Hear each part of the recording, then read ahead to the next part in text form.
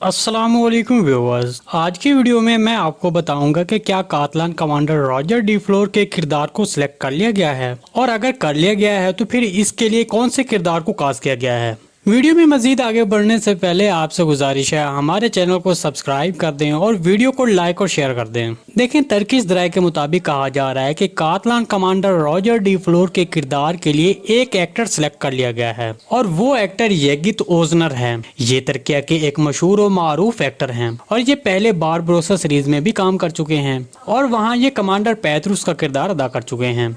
Barbarossa series में काफी अच्छा काम करने की वजह से शायकीन में काफी मकबूल हुए हैं, इसलिए इनकी ऐसी मकबूलियत को देखते हुए कहा जा रहा है कि अब ये किरदार कुरैश उस्मान सीरीज के 5वें सीजन के लिए कास्ट किए गए हैं, जिसमें ये कातलान कमांडर रॉजर डी फ्लोर के किरदार अदा करते नजर आएंगे।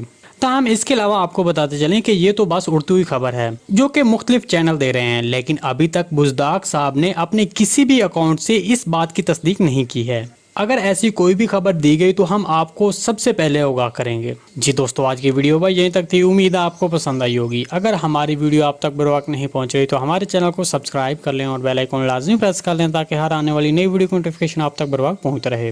वीडियो अच्छी लगी तो इसको लाइक शेयर कर दें। मिलते हैं किसी नई वीडियो के साथ, अब तक के लिए अल्लाह हाफिज़।